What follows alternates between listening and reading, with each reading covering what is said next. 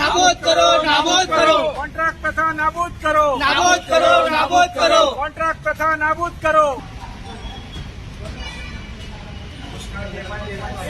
Contract system बंद करो, contract system बंद करो, कामगारों शोषण बंद करो।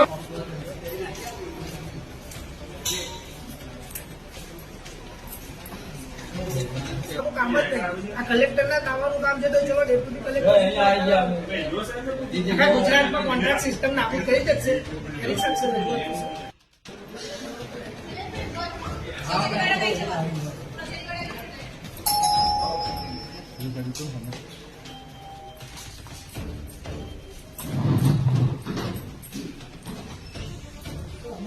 રજૂઆત કરશે. મતલબ આખી જિંદગી કામ કર્યા પછી કોન્ટ્રાક્ટ માટે ગાડી મૂકવામાં આવે એટલે માંગ એવી છે કે ગુજરાતભરમાંથી કોન્ટ્રાક્ટ સિસ્ટમ જો નાબૂદ થાય તો આજના યુવાઓનું શોષણ બંધ થાય, કામદારોનું શોષણ બંધ થાય અને લાખો કામદારોનું શોષણ થાય છે. અને આજનો યુવા એ માત્ર કંપનીઓને હવે એ મળી ગયું છે કે મિનિમમ વેજીસ. આ મિનિમમ વેજીસ પણ કેટલો ટાઈમ? તમે શરૂઆતથી કોઈ પણ માણસ નોકરી જાય તો એને 482 રૂપિયા જે સરકારી રેટ છે એ એને મળવો જોઈએ, એ કંપની આપે. પછી વર્ષ, 2 વર્ષ, 5 વર્ષ પગાર વધવો જોઈએ કે ઘટવો જોઈએ? આ તો બસ એક જ સ્થિતિની અંદર આ માણસ કામ કર્યા કરે, ન એના બીજા કોઈ અન્ય લાભો મળે. અને પેલો જેમ આપણી કહેવત હતી કે ભાઈ ગયડો ઘોડો થાય એટલે પછી એને જંગલમાં છોડી દેવાનો. એટલે 15-20 વર્ષ માણસ કામ કરે ને પછી કોન્ટ્રાક્ટ વાળા એવું કે હવે કાલથી તમે ના આવતા ભાઈ, તમારી જરૂર નથી. તો આ માણસ કઈ પદ્ધતિમાં કામ કરે?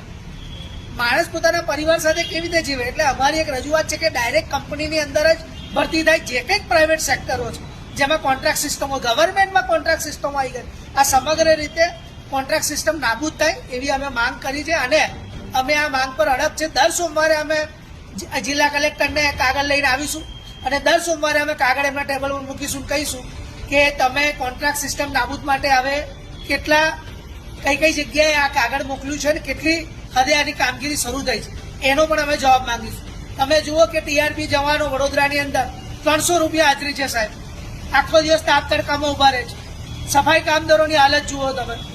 રોડ રસ્તાની ઉપર સિક્યુરિટી જે ઉભા રહે છે એ સિક્યુરિટીના કોન્ટ્રાક્ટરો જુઓ તમે. આજે એવા સિક્યુરિટી છે 7-8 હજારમાં કામ કરે છે. અમારી પાસેના પુરાવા દાખલા છે.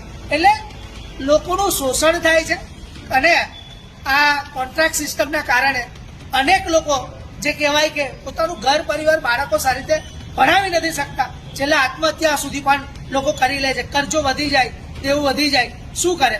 તો અમે એક માંગ લઈને આવ્યા.